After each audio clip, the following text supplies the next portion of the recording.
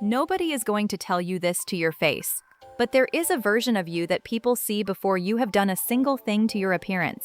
Before the skincare, before the makeup, before the outfit. And that version is saying things you have never approved, never rehearsed, and in most cases never even considered. It is your body, and it is talking constantly.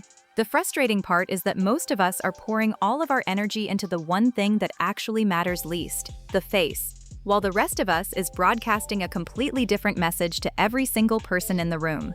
So let's talk about what your body is actually saying, because some of it is going to be uncomfortable to hear. And one of these is going to completely change how you understand attractiveness. Here is something that almost nobody connects to beauty. Your breathing, not your breath in the fresh mouth sense, the actual mechanical pattern of how air moves in and out of your body every single second of the day. Most people are chest breathers, shallow, rapid, almost imperceptible little inhales that barely fill the top third of the lungs. And chest breathing does something specific and visible to your body. It keeps your shoulders elevated. It keeps your neck muscles engaged and slightly contracted. It creates a subtle but constant tension across your upper body that reads, to every person who looks at you, as stress, as bracing, as someone who is waiting for something to go wrong. Now here is where it gets interesting. Diaphragmatic breathing, the kind where your stomach expands rather than your chest, does the opposite. It physically releases the muscles that chest breathing holds tight. Your shoulders drop, your neck lengthens, your chest opens without any deliberate effort. And that physical release changes your entire silhouette, not your body shape, your presence inside your body, the way you inhabit yourself. Start by placing one hand on your stomach right now and breathing until that hand moves. That is diaphragmatic breathing. Do it for 60 seconds every morning before you get up. Then notice what your upper body feels like for the rest of the day. The shift is going to surprise you. Now I want to tell you about something I noticed that genuinely disturbed me when I first saw it.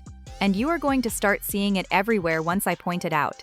Watch people's hands in social situations. Specifically watch what their hands do when they are not actively being used. Most people's hands are never still. They are touching their face, adjusting their hair, picking at their nails, pulling at their clothes, gripping their phone even when they are not looking at it. And every single one of those micro movements is a visible, real-time broadcast of nervous system activation, of discomfort being managed. The brain reads constant self-touching as self-soothing, which means it reads it as anxiety, which means it reads it as low confidence. And here is the thing. You can look absolutely stunning and still have hands that are undermining everything your face is trying to say. The practice is deceptively simple. In your next social situation, let your hands be completely still when they are not in use.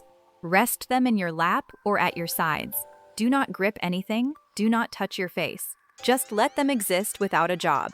It will feel deeply uncomfortable for approximately 90 seconds, and then something shifts. Because stillness, once you push through that discomfort, communicates something that movement never can. It says, I am not managing anything right now. I am just here.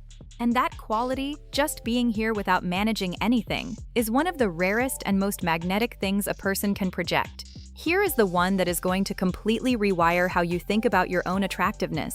And I promise this is not what you are expecting. The single most visible body language signal that determines how attractive and elevated you read to other people is not your posture, it is not your eye contact, it is the direction of your feet. I know, hear me out.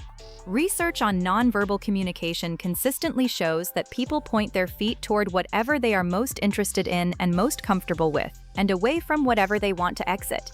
This happens entirely unconsciously, which means that in a conversation, the person whose feet are angled toward you is genuinely engaged, and the person whose feet are angled away, regardless of what their face is doing, is already halfway out the door.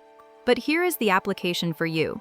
When you are talking to someone and you turn your body toward them fully, feet included, you send a signal so powerful and so rare that most people feel it physically. They feel chosen. They feel like the most interesting person in the room.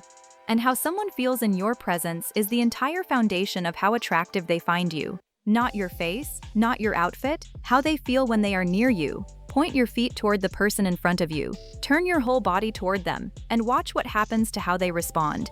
There is a body language pattern that I see constantly in women who are genuinely beautiful but who consistently get overlooked. And it is so specific that once you identify it in yourself, you will not be able to unsee it. It is the preemptive shrink. The moment before entering a room, before joining a group, before speaking up, a tiny, almost invisible physical contraction. The shoulders come forward just slightly. The chin drops just a fraction. The body makes itself just a little bit smaller, just a little bit less than it was a second ago. It happens in milliseconds. Nobody consciously chooses it, but it is visible, and it lands before a single word is spoken or a single feature is assessed. The preemptive shrink is the body saying, I am not sure I belong here. I am making myself smaller before anyone can make me smaller themselves. And the room receives that signal without processing it consciously and responds accordingly by making you smaller still. The correction is a practice I want you to try every single time you approach a threshold, a door, a room, a group. One breath. Shoulders back, not in a performative military way, but in the sense of letting them drop and settle naturally. Chin level. And then walk through as if the space on the other side was already yours, because it is. It was always yours. Your body just forgot to say so. The last thing I want to talk about is the one that I think is the most misunderstood element of body language in the context of beauty. And it is going to sound counterintuitive. It is slowness. Not slowness in a performative way, not an exaggerated deliberateness that reads as affected, but a genuine, organic unhurriedness in how you reach for things, pick things up, turn your head, sit down, stand up. Most people move through the world at the pace of their anxiety. Their gestures are slightly faster than necessary. Their transitions between movements have no breath in them. And fast, anxious movement, even when it is subtle, reads as reactive. As someone who is responding to the world rather than moving through it, the women who read as most expensive, most elevated, most worth paying attention to are almost universally slightly slower in their physical movements than the people around them. Not because they are performing calm, because they have it. And calm, in a body, looks like time, like there is enough of it, like they are not rushing toward anything because everything they need is already here. You do not need to find this calm before you can move this way. Move this way first. Let the calm follow, because it will. The body teaches the mind far faster than the mind teaches the body.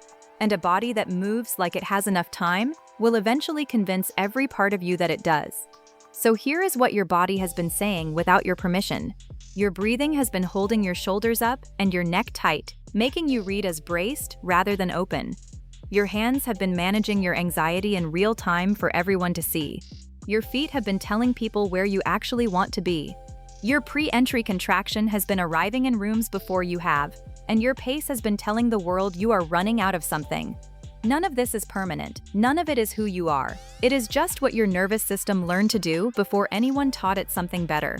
Now you know something better. Start with one, just one. Pick the one that resonated most and practice it today, because the most powerful beauty upgrade you will ever make has nothing to do with your face.